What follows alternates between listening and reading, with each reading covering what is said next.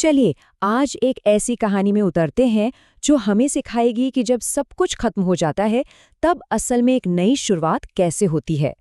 कहानी का नाम है समय का खेल, बर्बादी और हिम्मत की एक दास्तान। जरा एक पल के लिए सोचिए कि जब किसी का सब कुछ, बिल्कुल सब कुछ छिन जाए तो वो इंसान वापसी कैसे करता है।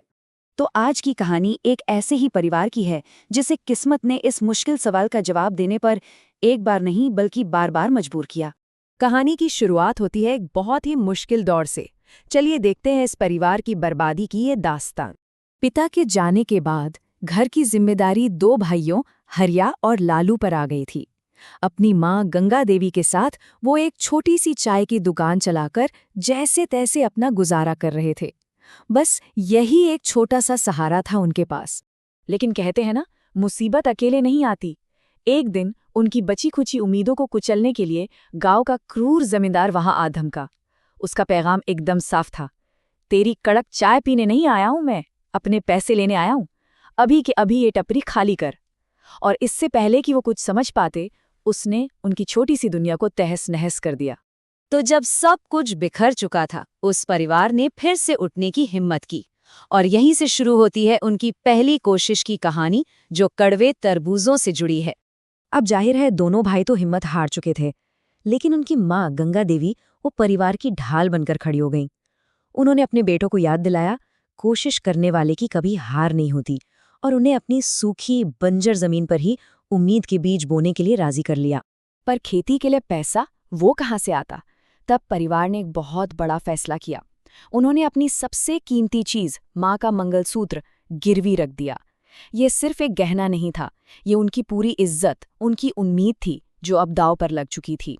और जानते हैं क्या हुआ? उनकी दिन रात की मेहनत रंग आई। खेत खूबसूरत तरबूजों से लहलहा उठा, और जैसे ही वो फसल लेकर मंडी पहुंचे, सारे तरबूज हाथों हाथ बिक गए। एक पल के लिए तो लगा कि चलो सब ठीक हो गया, पर यह खुशी सिर्फ कुछ ही देर की मेहमान थी।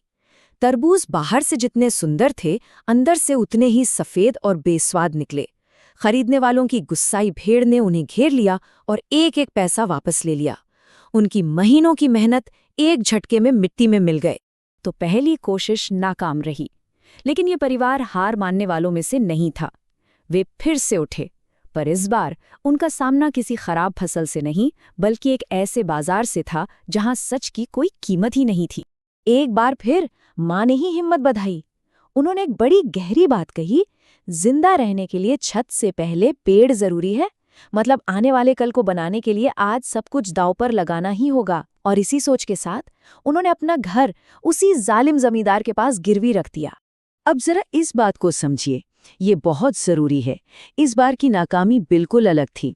सालों की मेहनत के बाद उनके उगाए खजूर एकदम मीठे और लाजवाब थे, पर बाजार में उनकी पिछली साख इतनी खराब हो चुकी थी कि किसी ने उन्हें चखने तक की जरूरत नहीं समझी।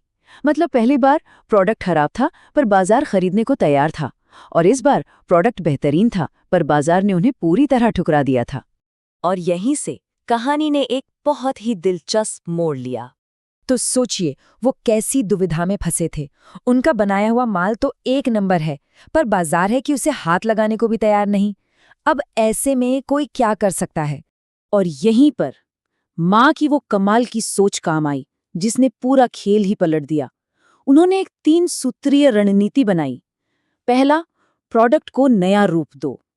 खजूर नहीं, खजूर की बर्फी बनाओ।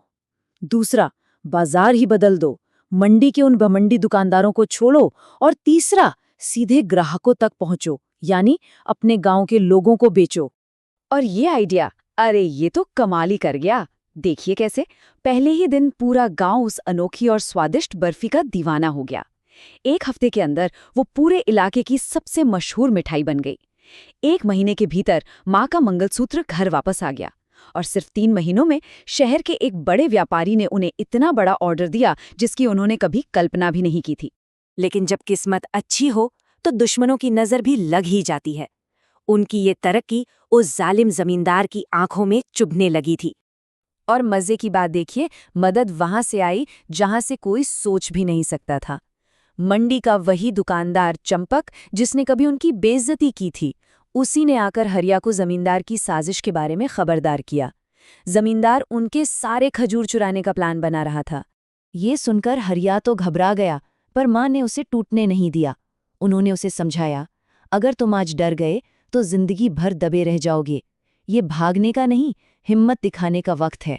तो हरिया ने हिंसा का रास्ता नहीं चुना, बल्कि दिमाग का इस्तेमाल किया। उसने एक बहुत ही चालाकी भरा जाल बिछाया।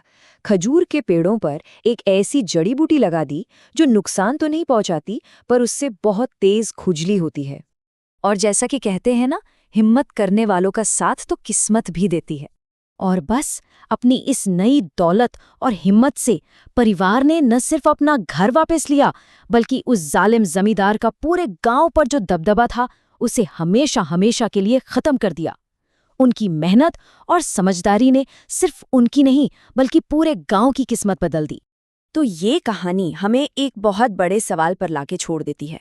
जब जिंदगी में रास्ते बंद नजर आएं, तो क्या दीवार तोड़ने में अपनी ताकत लगानी चाहिए, या फिर थोड़ा हटकर एक नया दरवाजा बनाने के बारे में सोचना चाहिए?